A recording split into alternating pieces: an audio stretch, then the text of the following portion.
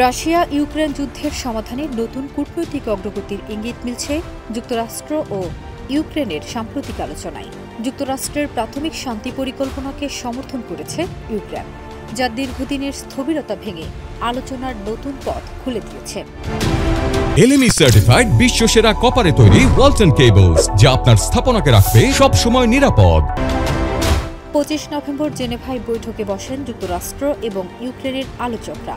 বৈঠকে আলোচিত হয় প্রেসিডেন্ট ডোনাল্ড ট্রাম্পের প্রস্তাবিত প্রাথমিক শান্তি রূপরেখা। এই পরিকল্পনাকে যুদ্ধবিরতির সম্ভাব্য প্রথম কূটনৈতিক ধাপ বলে মনে করছেন পর্যবেক্ষকরা।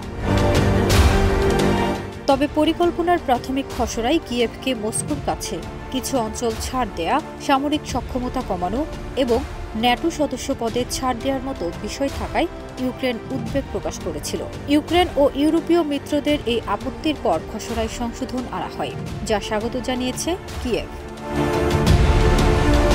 রয়টার্সকে দেয়া এক বিবৃতিতে এক ইউক্রেনীয় কর্মকর্তা জানিয়েছেন, কিয়েভ পরিকল্পনার সারমর্ম সমর্থন করছে। জেলেনস্কির চিফ অব স্টাফ আন্দ্রে ইয়ারমাকো মার্কিন সংবাদ মাধ্যমকে বলেছেন, তারা যে নিরাপত্তা গ্যারান্টি চাইছে তা হবে অত্যন্ত দৃঢ় এবং বাস্তবসম্মত। এদিকে হোয়াইট হাউসে দেয়া বক্তব্যে প্রেসিডেন্ট ট্রাম্প স্বীকার করেন, ইউক্রেন যুদ্ধের সমাধান সহজ নয়, তবে তার দাবি তারা একটি চুক্তির খুব কাছাকাছি পৌঁছে গেছেন এবং আলোচনায় অগ্রগতি হচ্ছে। বাকি মত পার্থক্যগুলো দূর করতে তিনি বিশেষ দূত স্টিভ উইটকফকে রাশিয়ায় পাঠানোর ঘোষণা দেন। ট্রাম্প আরও জানান, তিনি শিগগিরই পুতিন ও জেলেনস্কির সঙ্গে পৃথকভাবে বৈঠকে বসতে চান। ফারজানা নিকিতা, দেশ রূপান্তর।